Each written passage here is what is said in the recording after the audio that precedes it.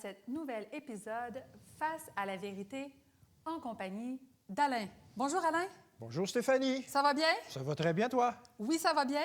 Est-ce que Alors, tu es prêt à faire face à la vérité? on n'a pas le choix de faire face à la vérité. Pourquoi? Parce que la vérité nous rend libres.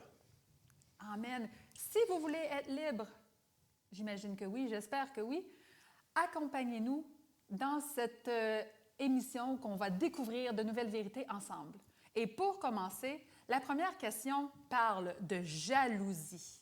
Est-ce que vous êtes jaloux? Vous connaissez quelqu'un qui est jaloux?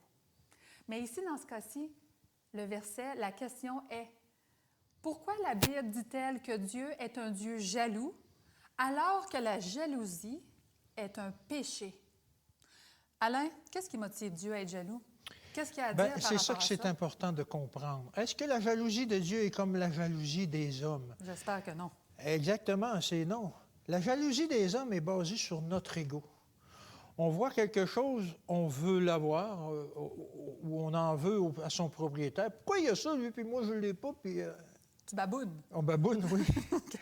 on chiale et puis on veut avoir ces choses-là. On est jaloux du succès d'une personne, on est jaloux de sa propriété, on est jaloux de sa famille. Dieu n'est pas comme ça. Dieu est jaloux d'une autre façon. La jalousie de Dieu est une jalousie sainte, motivée par son amour exclusif pour ses enfants. Fait qu'il y a des bonnes intentions. Moi, quand je suis jalouse, c'est parce que j'ai pas des bonnes intentions. Ouais. Mais lui, s'il est jaloux, c'est parce qu'il y a une bonne raison.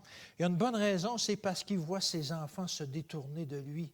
Il est jaloux, on va dire, de tout ce qui nous détourne de lui. Et qui nous détruit. Et qui nous détruit. Il ne veut pas ça, lui. Okay. Alors, il en veut, justement, éventuellement, à ces gens-là qui se détournent et qui détournent les autres de lui et de toutes les fausses religions. C'est ça, il en veut au péché. Il en veut au péché. Il en veut au péché. Il est jaloux du péché. Il dit: pourquoi les gens vont vers lui puis ils ne viennent pas vers moi? Pourquoi les gens vont vers Satan, vont vers le péché, alors qu'ils ont tout le loisir de venir vers moi et ils ne viennent pas? Okay. C'est la jalousie, justement, que Dieu a.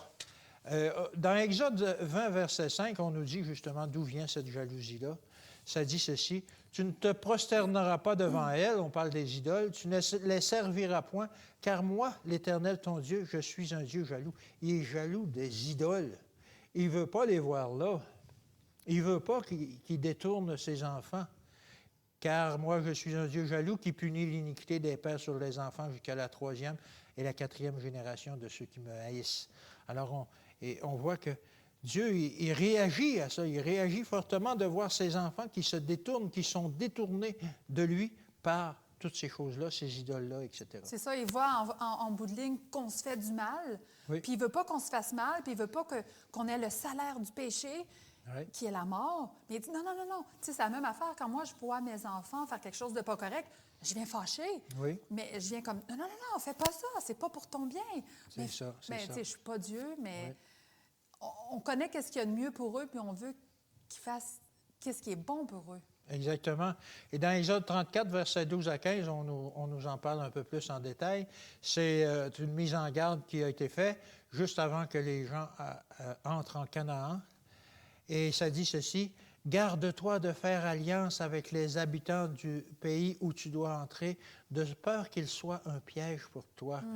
Fais pas alliance avec eux autres. Écoute-les pas de ce qu'ils vont te raconter, les adorations d'idoles, etc., le mode de vie qu'ils font. Reste pur.